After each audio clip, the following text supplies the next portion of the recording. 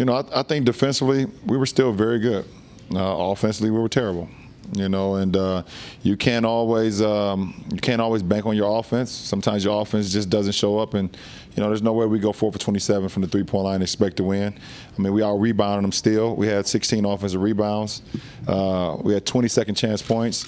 But we just couldn't get the long ball going tonight, and that definitely hurt. Our offense hurt us just as bad as anything. As far as Deli, I think Deli said he felt great. We thought he was great. He just didn't make shots, and that's what happens sometimes. At the start of the game, they took out Andrew Bogut, went with Iguodala in the starting lineup. What kind of challenges does their small ball lineup present to you guys? Well, obviously, you're going to have a lot of guys on the perimeter. And for us, when your big is accustomed to guarding a big for 3 straight games, and then there's a change. Now we have to, our big, meaning Timo, has to make a change. He has to guard a smaller guy, which he's not been accustomed to ever. So, it definitely gave us a little different look defensively to start the game. We still started the game pretty well. I mean, we was up 7-0, but, Steph make a 3, then Iguodala hits a 3, Harrison Barnes makes 1. And Draymond hits 1, and they offensively they got it going. They got in the rhythm, and you can start seeing it. So, when a guy like J.R. Smith is struggling right how he is, how difficult, how much pressure does that put on everybody else? And 2, what can you do or what can you say to try to help him through this? I don't put too much pressure on anyone else. I mean, you continue to stick with them.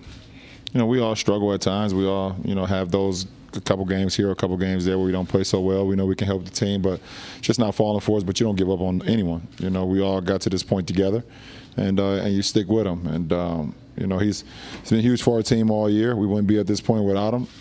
So hopefully he can get it going, which we believe.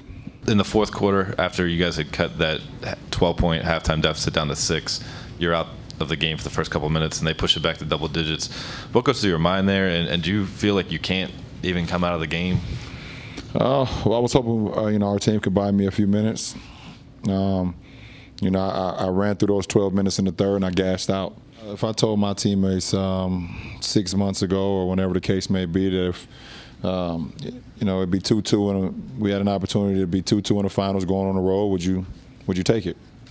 With 3 games left, I think all of them would accept that, and that's what it's about. I mean, this is the biggest stage. It's being covered by everyone in the world, and you should just, you should be happy to go out and just compete.